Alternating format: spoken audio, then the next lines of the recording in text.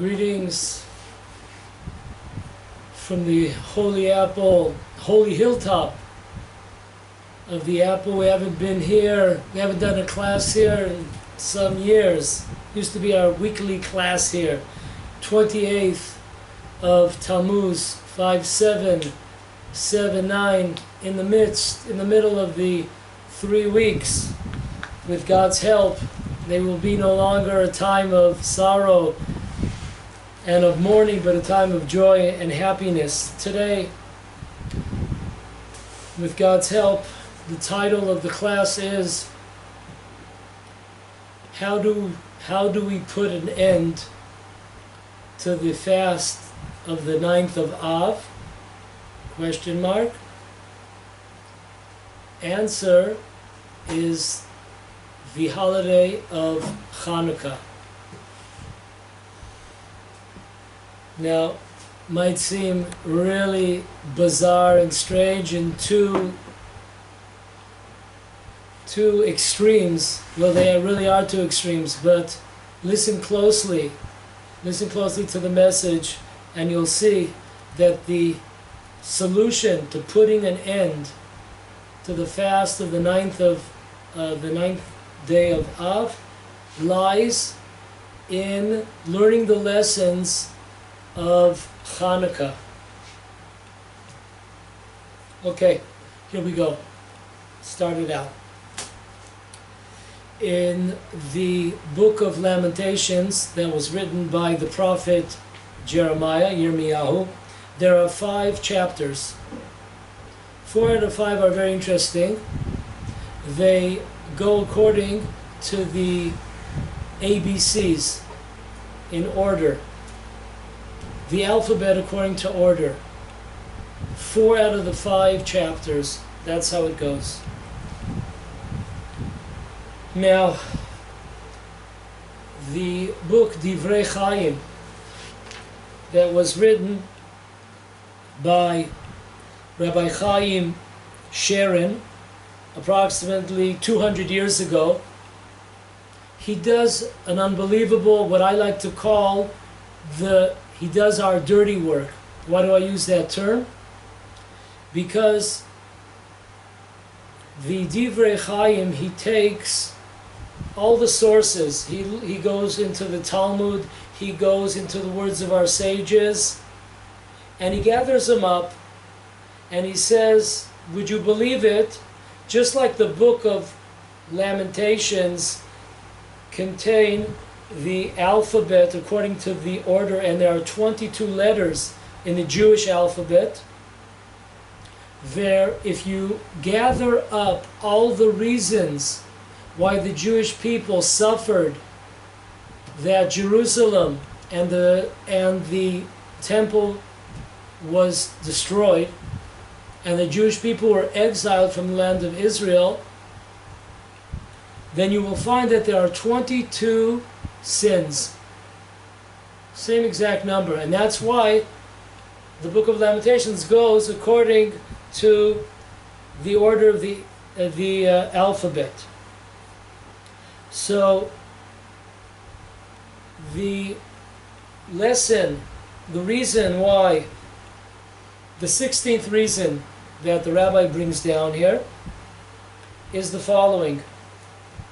The reason why the Jewish people suffered tragedies and destruction of the land of Israel, of the temple of Jerusalem, was because of the fact that they were not willing to sacrifice themselves.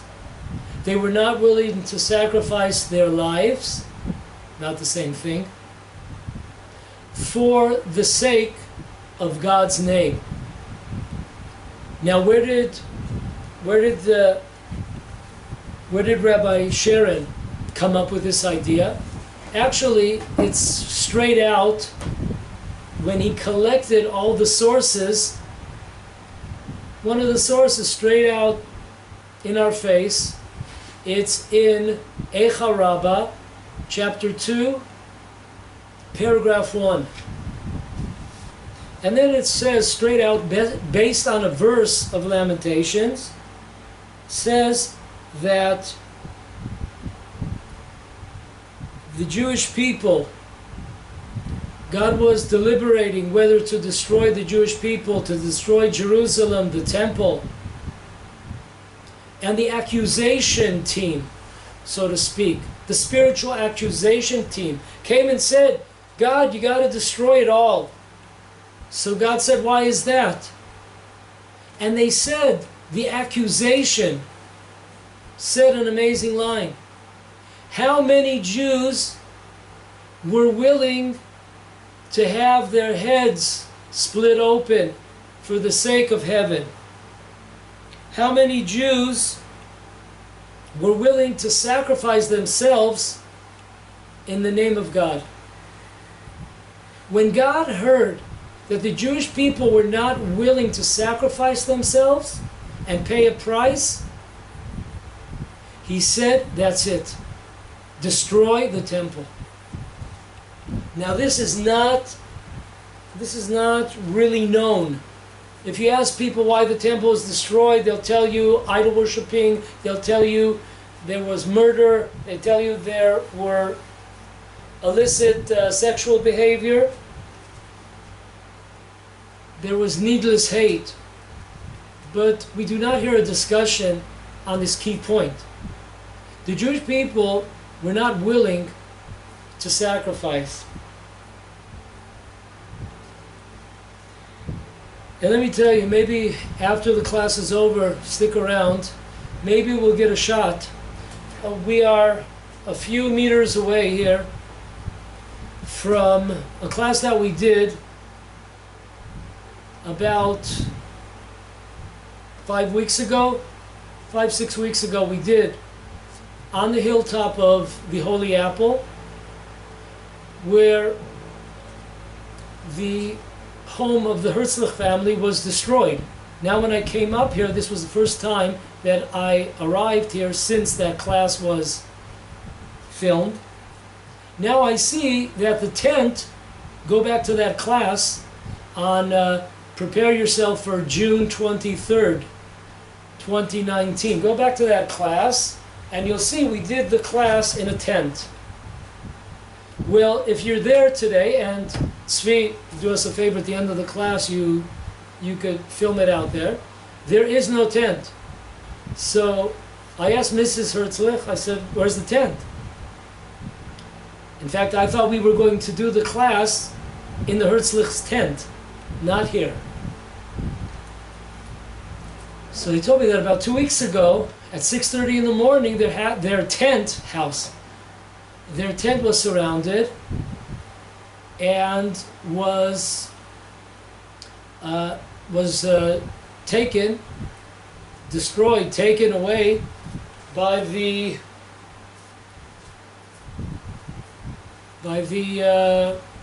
Israel army, police, who's ever responsible here for the government agencies here that are responsible for the destruction. They were responsible for the destruction of a house of the Herzlichs, which we just have rubble, which you saw last time.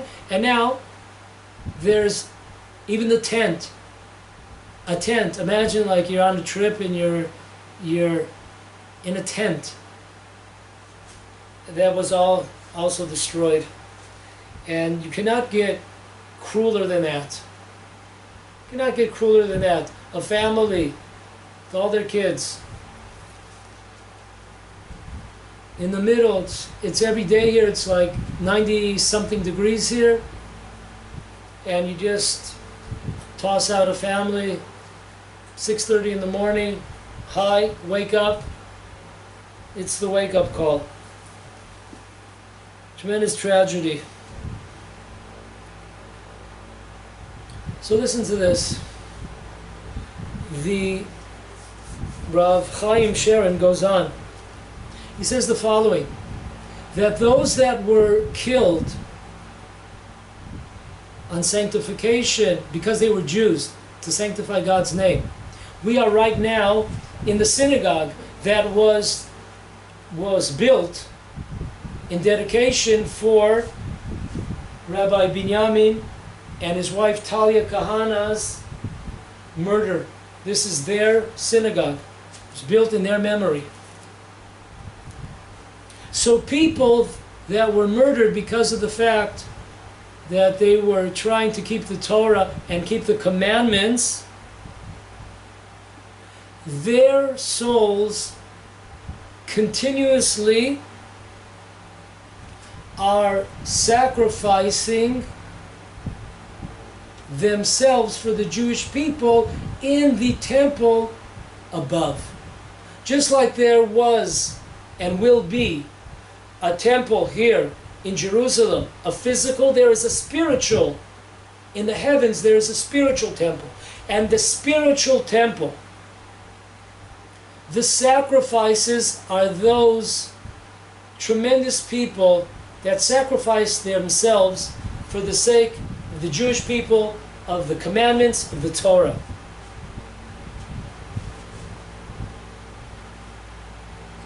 And in fact, in Tractate Menachot 110, side A, it says, it brings down a verse of Chronicles 2, chapter 2, verse 3.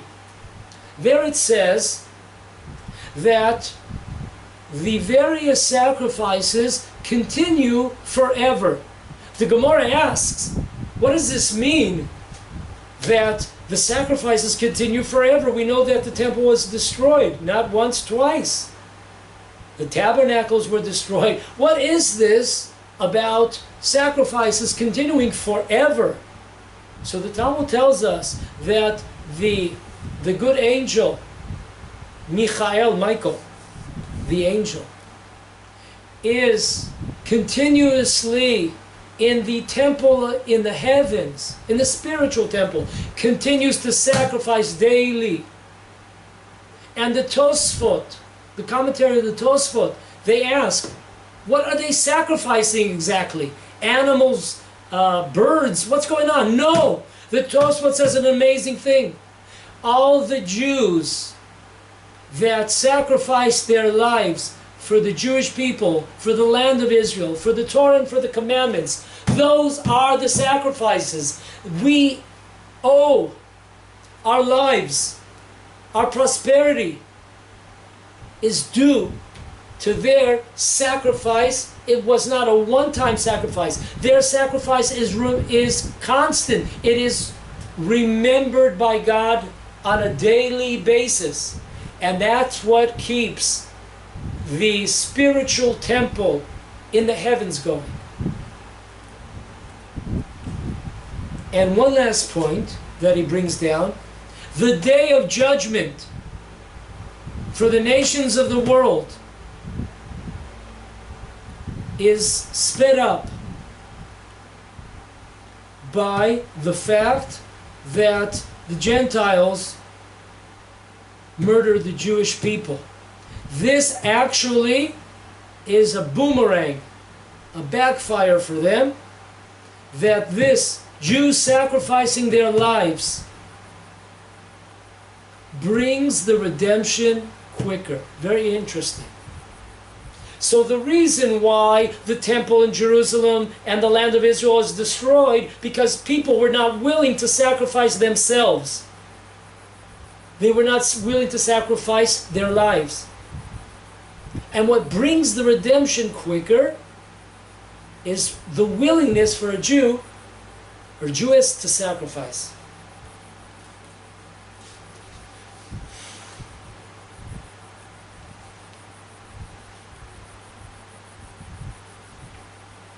When we speak about the laws of sacrificing one's life in honor of God, there are many, many paragraphs of law. Unfortunately, we cannot go over them all now. I just wanted to highlight one line. In the Code of Jewish Law, Yoredeah 157:1. Chapter 157, Law 1. The Code of Jewish Law says the following, that when the Gentiles make a decree against the Jewish people, against the Torah, or against the commandments of the Torah, the law is that a Jew must give his life and continue performing that specific or those specific commandments, whatever they might be. Comes the Rama, who is the Ashkenaz, the European bottom line on Jewish law, and he says not so fast. When the code of Jewish law said that a Jew must sacrifice their lives when there is a decree by the Gentiles against the religion, against the commandments, against the Torah, it's not talking about every commandment. What? Right? The Rama says, Rabbi Moshe Isserlish, he writes that only on negative commandments must a Jew, if there is a decree that says a Jew must go against a negative commandment, then you have to sacrifice your life. However, if the Gentiles have decreed that it is forbidden to do a positive commandment, then you are not allowed to give up your life. Why? Very simple if you think about it. What's the difference between a positive and a negative commandment? Positive commandment is simple. Let's say, for example, the Gentiles say that there's a decree that you are not allowed to you're not allowed to put on a skull cap. Let's say, even though that's not a commandment. And then the Gentiles very simply could come by and take it off your head, whether you like it or not. They could put you into prison, and then there are no skull caps over there. However, for a person, for a Jew, to transgress physically, there is a negative commandment. One is not allowed to eat pig. If I, with my own hands and my mouth, I eat pig, that if there's a decree against pig, if there's a decree that a Jew must eat pig, then Jews must die and not eat the pig. Because here, with my own hands, I am doing the I'm performing the transgression. When it comes to a positive commandment, if they tell me that no Jew is allowed to wear the tzitzit, the four-cornered garment, all they have to do is take my four-cornered garment and rip it. Now I don't have any four-cornered garment. Am I right now making a transgression? Not at all. If you do not own a four-cornered garment, you do not have to put the strings, the tzitzit, on them. As long as you don't have a four-cornered garment, you haven't done anything wrong. If they tell you, decree against the tefillin, which we put on in the morning prayers, phylacteries, something like that, they could just take it from us, and that's it. Now we don't have any. So the Rama, very interestingly, comes by and makes a distinction. Positive commandments, you don't have to die for. Because if they want to, they could stop you from observing those commandments anyways. Don't endanger yourself. For negative commandments, for you to transgress a negative commandment with your own strength and with your own hands, that you're not allowed to do. If there's a decree, you have to give up your life. However, the Rama continues. If a person sees that there is a need to stand up to the plate and make a statement here and give power to the Jewish people in order to give them encouragement to continue following the Torah and mitzvot and not be afraid and to stand up. even for a positive commandment, if there's a decree on the Jewish people that you are not allowed to perform a positive commandment, the Ramah says, if you see that the time is right and the Jewish people need a shot in the arm, a wake-up call, they need to see somebody standing up to give people the courage and determination to continue, you could do it. You are allowed to be strict upon yourself and even die for observing a positive commandment when there is a decree by the nations not to observe that positive commandment or commandments. Where's the Ramah? Where's he getting this from? In an unbelievable source. In the book of Exodus, chapter 20, verse 7. God promises, this is in the middle of the Ten Commandments, God promises that to those that love Hashem, for Jews that love Hashem, or Gentiles that love Hashem, the real God, not the false God, God remembers their love and their sacrifice for 1,000 generations. So, our sages ask us, on this verse, our sages ask us, it's brought down in the book Yalkut Shimoni, in paragraph 292. It's brought down there. Who are the lovers of God? Listen to this one. The lovers of God, our sages tell us, those that live in the land of Israel and sacrifice for God. The lovers of God, those that are in the land of Israel sacrificing in order to live in the land of Israel. Amazing. To do a class in such a holy place in the honor, in the memory of a couple that were murdered in the land of Israel, in the heart of the land of Israel, sacrificed themselves in their lifetime and also at their death to be right next door to a family of 9 kids. Tremendous sacrifice to continue living in the land of Israel. They took their home, destroyed it. They took their tent.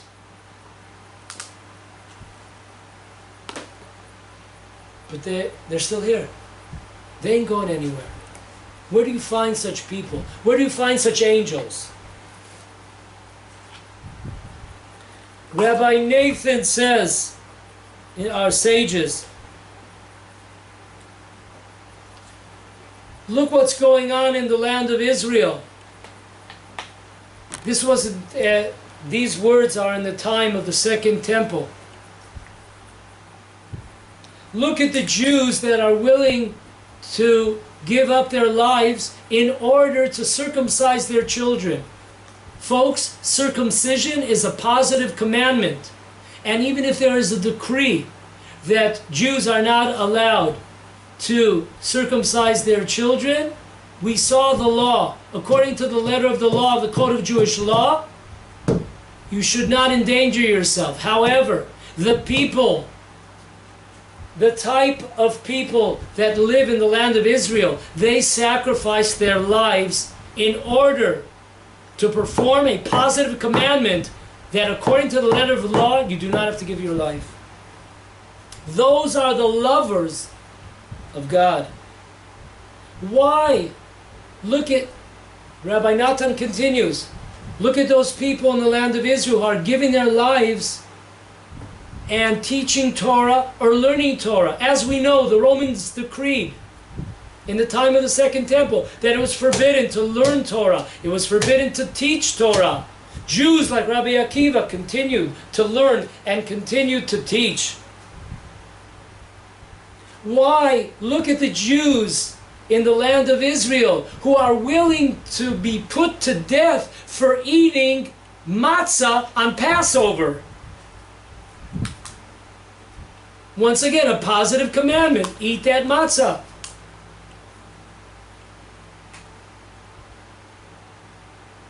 Why are the Jewish people in Israel, asked our sages, why are they willing to be tied up to a stake and lashed? Because they went against the decree of the nations and they took the 4 species during the holiday of Sukkot, the holiday of the booths. And the answer is because of their love of God. So we see clearly where Rabbi Moshe Isserlish, the Ramah, where he got this paragraph that under certain circumstances a Jew is allowed to be strict and he is allowed to give up even his life during a decree on a positive commandment. First temple is about to be destroyed. Babylonians, the wicked king Nebuchadnezzar comes and he's trying to set afire the holy temple in Jerusalem.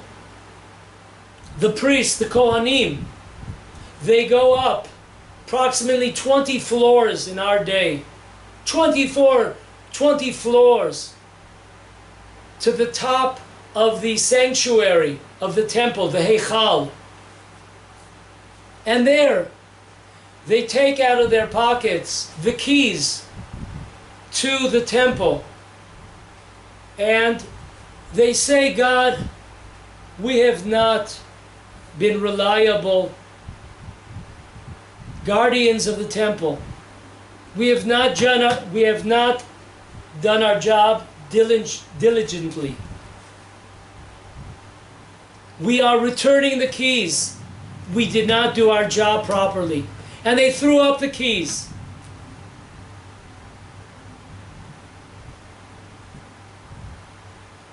And sort of a hand, an image of a hand above the sanctuary, 20 stories above that, a hand grabbed the keys.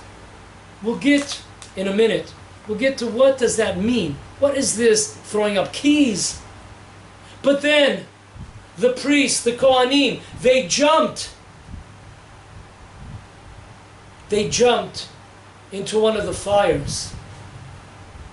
And they killed themselves. And after the priests jumped into the fire, the Levites went up and they too jumped into the fire.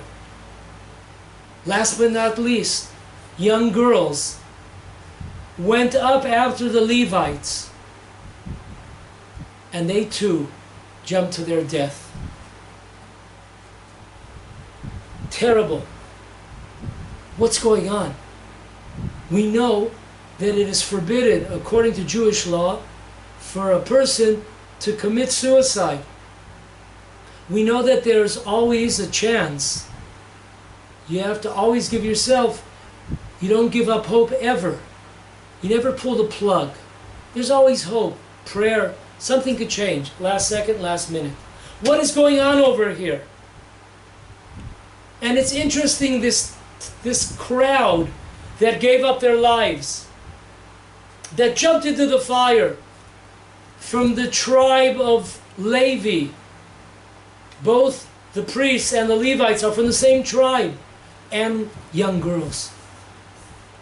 We will see that's an important, this sector of the population is very important, as we will see later on when it comes to Hanukkah, connecting it to the destruction of the 9th day of Av, when our 2 temples were destroyed.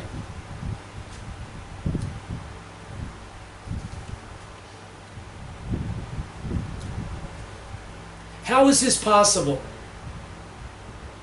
How could it be that the leaders of the Jewish people, so to speak, the priests, the teachers of the Jewish people, girls, how could they have given their lives? Why didn't they surrender to the Romans, taken as slaves? Maybe one day you could escape. Maybe before you come to be a slave, you could escape. Why and when and if a Jew is allowed to take their own lives? So let's read a tremendous source from a classic Jewish philosophy book called Ha'ikarim. It was written by Rav Yosef Elbo. And he writes on page 261 in his book, an amazing line. Our sages bring down that a person, even when they are not participating in a commandment, in the observance of a commandment, they're not partaking, or even if they are not being cautious not to transgress a negative commandment.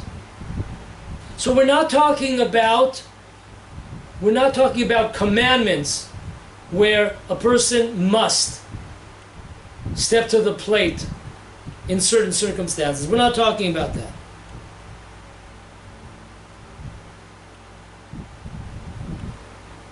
If somebody, in a case where it's not a commandment and it's not a negative commandment, but a person is doing something that's in the middle somewhere, it's not a commandment at all. He's performing some kind of act, but his intentions are to sanctify God's name. His intentions are, for the sake of heaven, I'm going to do the following, or for the honor of Hashem. It's not a commandment, and he's not refraining from a negative commandment. Because those are his or her intentions, for the sake of heaven, to honor God, those people achieve, not through commandments, because they're not performing any commandment here. We're not refraining from any commandment. That person achieves a part, a section in the world to come. And then he gives us a case, an amazing case. When Rebbe passed away, Rabbi Yehuda Nasi, the leader of the Jewish people, who compiled the Mishnah of the Talmud, when he passed away, there was a voice from heaven that came out and said, those that participated in the burial and the eulogies for Rabbi Yehuda Nasi, they are all welcome and have a pass, an entrance pass in the world to come. Those that were present, it was such a spiritual moving experience that everybody uplifted their own selves so high. It changed everybody's life, their outlook, how they saw things. It had such a tremendous impression. The funeral of Rebbe and the words that were spoke and the wake-up call that they all received, a share in the world to come. There was a man who was in charge of the laundry or the dry cleaner of the city where Rabbi Yehuda Nasi lived. And he heard this. And he was not present that day. For whatever reason, he was busy in his work, whatever the reason might be. This laundromat person, he felt so bad when he heard this. He felt so left out. How he yearned to be in such a tremendous event which lifted the entire spirit of the community. lifted their levels, spiritual levels. He was so sad that he was not part of that. He took himself to a high mountain and he jumped off. And a voice came from heaven that this laundromat person is also invited. Is also invited to come into the world to come. So folks, the tremendous Jewish philosopher, Rav Yosef Elbo, he says in his book, he gives an example. Even when a person committed suicide, but he did it not to end his life. He did it not because he was trying to run away from something. He felt so bad that he missed this opportunity of closeness to God, that he felt he could no longer go on. So, he too, even though not only did he not perform a commandment, not only did he not refrain from a transgression, but he even did so-called a sin to commit suicide, but not a regular suicide where a person, out of despair, what we see today going on, people taking their lives, nothing to do with this. So we see, when is a Jew or a Jewess allowed to end their lives? Under the following circumstances. Number one, it could be that a person is allowed to take their life if they're afraid that they will not be able to stand up to torture and will be coerced to convert. They would be allowed to take their lives. If a person commits suicide in order to atone for their lifestyle or for their life, all the transgressions they did, if it's for themselves or if it's for the people of Israel, if a person out of love of God, he loves God so much, he can't see, he cannot take what his eyes see any longer. He loves God so much in his life. He loved God and he cannot see the disgrace, the desecration in front of his eyes. And he says, take me.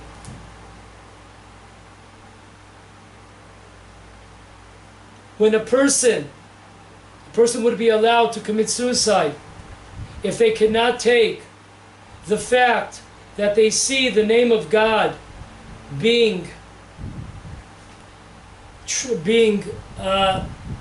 thrown in the mud. They could not, it hurts them so much to the depths of their heart when they see God's name being desecrated, being brought into the mud. That would be also.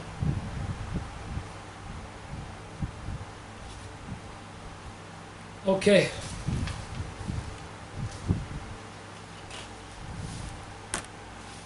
What is the job?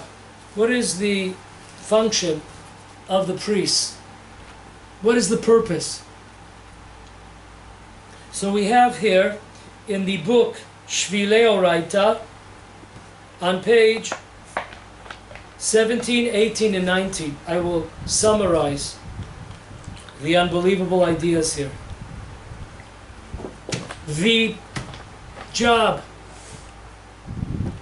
the purpose of the priests, of the Kohanim, they were responsible for the education of the Jewish people. They were the teachers of the Jewish people. They were to be the examples of how a Jew lives his or her life. When the Jewish people do not follow in the ways of God, those that feel worse than others are the priests, are the Kohanim. They feel responsible. They feel guilty that they did not perform their task as it should have been performed. More than anybody else, because that is their job. They are spiritual guides, coaches. Number 2, we saw this unusual occurrence. The priests, in the time of the first temple, the destruction, they go up 20 floors to the roof of the sanctuary, and they all of a sudden they pull out the keys and throw them up in the sky, and a hand, so to speak, it looks like a hand comes out, and wow, boom, I got those keys. What in the world is going on here, folks? So this book, Shvilei Oraita, the path of the Torah,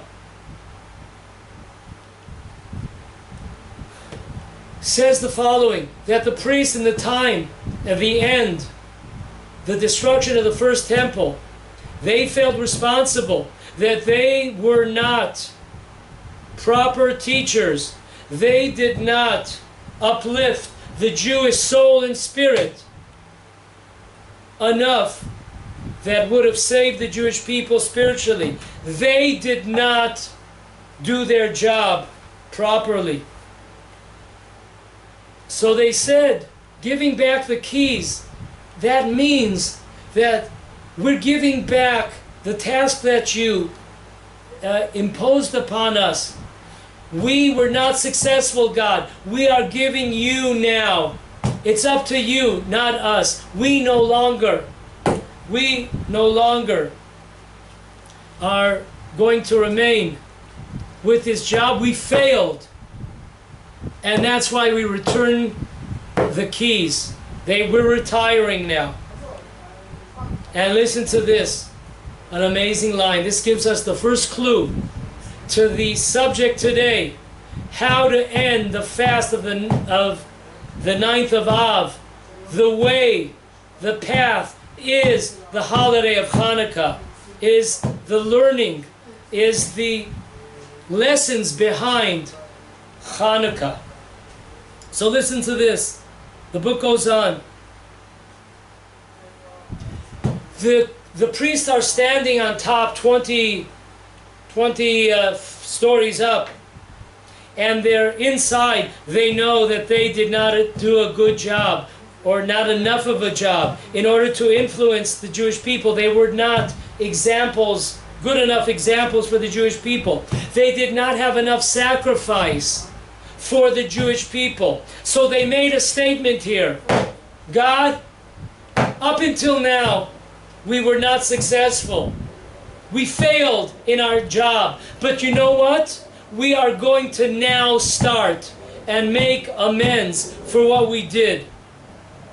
And we hope that our sacrificing of our lives, we could go down and we could give ourselves up and we could become slaves, or whatever punishment will be meted out. We could go down. But we're not. In our lifetimes, we did not have enough sacrifice for the sake of your name and for the sake of the Torah and the temple. So now we're starting a new leaf. And we pray that our giving ourselves, giving up our lives, will have an influence on all future generations. And sure enough, folks, when you open up the Talmud, Tractate, Ta'anit, Days of Fasting, page 28, when you see it, every time you read it, it lifts up your head. You feel an injection. It's the spinach of Popeye coming into your system. It gives us the courage. It gives us the faith to continue and to do more. So they were successful in their death, much more so than in their lives.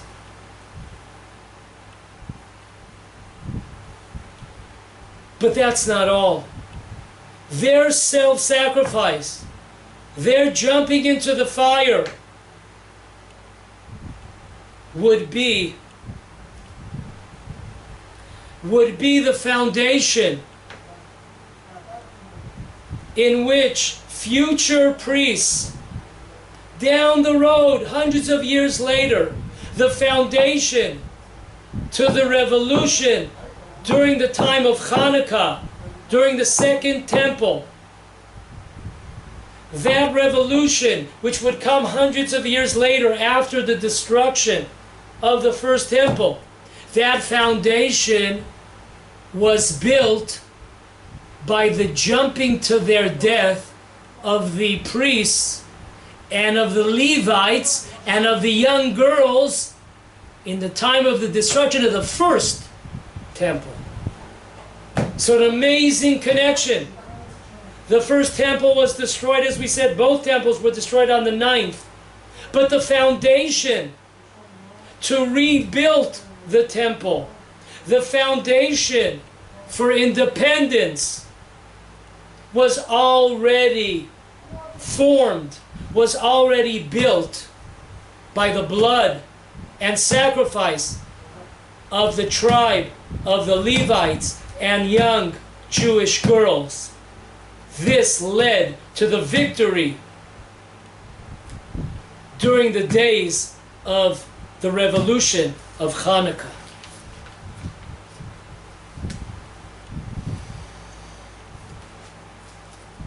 One might think that we are only talking about Jews that committed suicide or Jews that gave their lives because there were decrees against commandments, whether they're positive or negative. We saw difference of opinion, different situations in life, different people, different strokes. But folks, that's not all we're talking about. That's not all we're talking about. When the Torah, whether it be the Torah books or the Talmud, when they use the expression sacrificing oneself, it many times, it is not talking about a person giving their lives.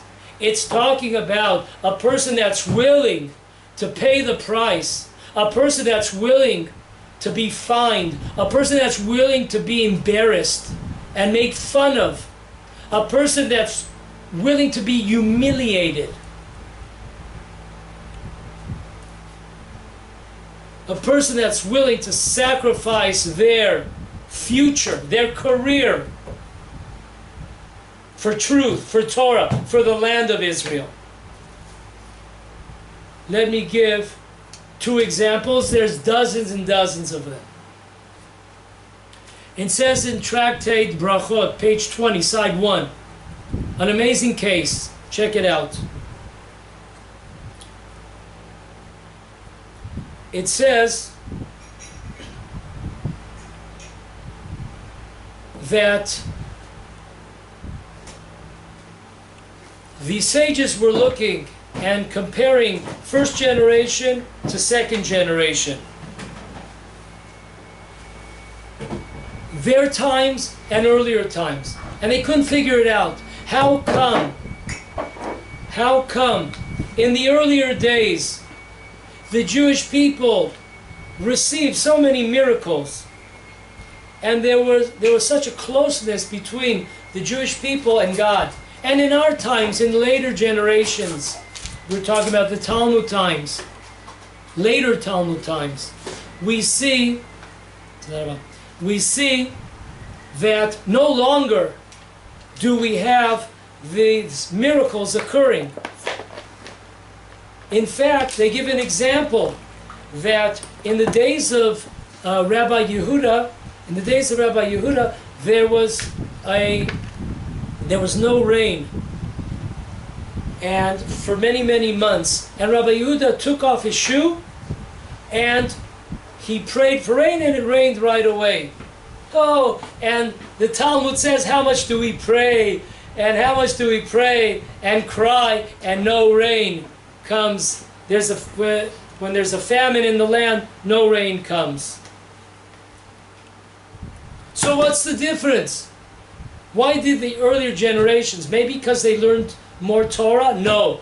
They check out, they look into the statistics, batting averages, you might call them, and they see, no, that actually there was more Torah learning in the later generations. So that can't be the answer. And then they came up with the answer. You know what the difference is? In the first generations, they were willing to sacrifice themselves. They were willing to sacrifice themselves. And we are not. And they give an example of sacrifice. And you'll see, it has nothing to do with one giving up their life. Listen, there was a rabbi named Rabbi Ada. He was walking in the marketplace, and he saw what he thought was a Jewish girl walking in the marketplace. And there's two opinions in the Talmud. What was the problem with this woman? Either A, she was wearing one of her garments, one of her upper garments was a red, bright red, sort of a kingship type of red garment that is not very modest for a Jewish girl. That's one opinion. She was wearing some top, in those days you used to have many, many layers. So one of the top layers was this red, majestic material. Another opinion is that Rabbi Ada was in the marketplace and he saw a woman that he suspected she was wearing a garment with wool and linen. That is a prohibition, a negative prohibition in the Torah. You're not allowed to go with a garment that has a mixture of wool and linen, called shatnez. So either way you slice it, Rabbi Ada sees who he thinks is a Jewish girl. He goes up in the middle of the marketplace and he cannot take this. He cannot either stand seeing a Jew that is transgressing wearing wool and linen, or he cannot tolerate the fact that there's a woman walking around, not like in our days where if you see a woman that's walking around modestly, you kind of like, 1 second, I must be imagining something. We've become so desensitive to modesty. Like if you see somebody that's modest, it's like 1 in a million today. So, but in those days, it was an exception to the rule. So he goes up and he grabs off this garment. Turns out, folks, she wasn't Jewish. She wasn't Jewish. So he ended up going to, they took him to court, Rabbi Ada, and he had to pay a fine, a heavy fine of 400 pieces of money. So it's an amazing thing. That is the example. Nobody died, nobody jumped into fires, but a willingness. Rabbi Ada could not take to see a woman that was in such a predicament, so immodest. It hurt him that there was a woman that was putting herself in such a, everyone's looking at her garment. Instead of, minding your own business, now everyone's staring at this girl. And he could not take that, he felt so bad for this girl. Or perhaps he saw a Jewish girl that was performing a sin. He couldn't take that. He couldn't see that. He wasn't able to deal with that. So we see the example that was given. This is brought down also by the commentator Arnaf Yosef. He says the following: do you think that when the Talmud says that later generations in the time of Rabbi Papa, they did not sacrifice? Do you think that we're talking about when you have to sacrifice according to the letter of the law? Of course not. Of course, it's obvious that also in the later generations, like of Rabbi Papa. In his generation, of course, when they had to sacrifice themselves because that's what the code of Jewish law called for, that's what the Torah called for, of course they went up and stood up to the plate. But no, the greatness of the earlier Talmudic generations was that when they did not have to sacrifice themselves, when it wasn't according to the letter of the law, they chose to be stringent upon themselves. That was the greatness, not when you have to. When you volunteer, hats off. That's when you get your hat off. Second case. It's brought down in the Talmud. Tractate Fasting 28, side 1. Excuse me, I made a mistake. The jumping off of the priests and the Levites and the young women, that was on 29, not 28. Now what I'm talking about is 28. So what happened there? There was a time when the Greeks, not many people know this, but the Greeks ruled the land of Israel for 180 years. Imagine that. You're in your own homeland, but you ain't home. You don't feel at home because you're being ruled by the Greeks. 180 years. You know, if you look at the time frame of the Second Temple, 420 years the temple stood. How many years were we independent of those 420 years? You'll be amazed. Approximately maybe 100. 100 out of 420 years. An amazing thing. So, in the time of the Second Temple, the Greeks did not want the Jews coming from outside of Jerusalem to strengthen the Jews in Jerusalem. It's kind of similar in our days when the army and the police, when they surround a city or a settlement that they've decided to eliminate, destroy, like Yamit in the south, or Gush Katif in the south, and many other communities over the years, like the hilltop here in the Holy Apple. So what happens? Their first assignment is to make sure that no one else joins the people that are already in the community. They want to keep it to a minimal. Then after they're successful keeping those from the outside from coming in, then they'll take care of the people on the inside. So, in the beginning they were not able to overthrow the temple, to destroy the temple, but they were successful in keeping people out of Jerusalem. So they set up checkpoints. They set up checkpoints all over the land of Israel, and any Jew that came by was suspicious that maybe he's trying to go to Jerusalem. So what happened? Even though there was a tremendous risk that a person would be punished, put in prison, enslaved, lashes, if you went against this decree as a Jew and you would go up to Jerusalem, who knows what could happen to you? You could suffer a lot of different punishments. So there were many Jews, the Talmud tells us, that even though they risked themselves, they put themselves in a dangerous situation, once again, not a danger for one's life, but in a dangerous situation, they could lose their job, monetary support, their homes, whatever. They were willing to pay the price.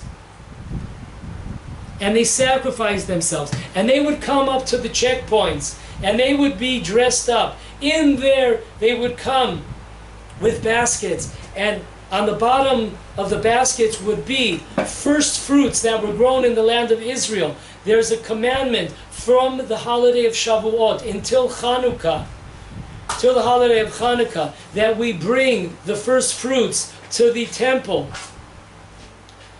Now, so on the bottom of the basket were these first fruits, and then above them there were all kinds of decoys. Above them there were all kinds of decoys. I remember it was the 9th day of Av, 12 years ago, when Gush Katif was destroyed. I put up my peyot, I put up my side curls, put them up, and I put my beard in like a ponytail kind of style, you know, make it look shorter. And I put on different clothes. You would have never recognized that this is Brother Yehuda over here. And I made myself look pretty like a wild kind of guy. And with God's help, able to sneak in to Gush Katif. This was a time where almost nobody was able to get into Gush Katif. This was really down to the wire. This was, as I said, this was on the fast day, the 9th of Av fast day, and a day later, Gush Katif was destroyed. So I had tremendous assistance from God in order to get in there. But you would never have recognized me because I had this whole outfit, you know. So the same thing, in the time of the Second Temple, when the Greeks ruled and they made a decree that you were not, as a Jew, were not allowed to come up to Jerusalem. They wanted to isolate Jerusalem. So Jews sacrificed them, their time, their money, and their livelihood, and their freedom, and their bodies, and they went up. And they had all these kinds of decoys, and on top they had dried figs, and they had different kinds of tools where you cut figs down with, and they told the guards at the checkpoints, well, we're just coming in for a day's work here. Okay, you're allowed to go up and go by. The Talmud finishes, the Jerusalemite Talmud finishes with these words. And it's brought down in the Jerusalem Talmud, Fasts, Tanit, chapter 4, Jewish Law 4. It says there that these Jews sacrificed themselves. It uses the same terminology as we would use for one that would sacrifice their life. It's the same exact terminology. These people sacrificed themselves. And it's the same expression as if someone takes it to the max of giving up their lives. So we see in these two cases, one with Rabbi Ada, who's coming in the marketplace to rip off this red, majestic piece of material from this girl, or wool and linen. And he's willing to, he knew he was willing to, take the punishment. He was punished, he was fined 400, it's a lot of money, which I'm sure he didn't have. Or this case, in the time of the Second Temple, Jewish people were willing to sacrifice themselves. We're not talking about only sacrifice till death do us part. Okay. Now, just an amazing, the commentator, the Khatam Sofer, he has a 9-volume responsa. People ask him questions, he has 9 volumes. In volume 2, in question 26, somebody asked him a question. We saw that one of the leading rabbis of our generation, his name was Rav Yehuda, he wrote a letter saying that in the time of the temple, in the time of the first temple, the prophets and the kings would not go up to Jerusalem because they did not want to endanger themselves. They did not want to endanger. Because there was a war happening between Judah and Israel, within the Jewish people, a civil war was going on.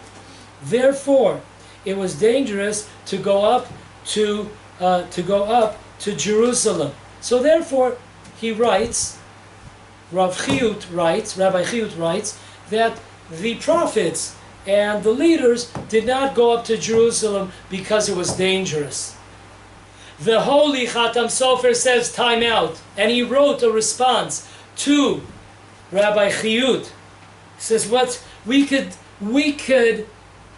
eliminate the entire Torah on that premise, to say that a Jew is not allowed to endanger himself. We could just destroy the entire foundation where Judaism stands, because so many times, so many generations, millions, billions of Jews endanger themselves, put themselves on the line in order that Judaism would continue. In Russia, at the turn of the century, Jews sacrificed their lives. If they were caught, they were sent to Siberia for hard labor. They sacrificed their lives to teach people how to the letters of the alphabet. They endanger themselves to teach people Hebrew. They endanger themselves to teach people how to pray. They endanger themselves to eat kosher food.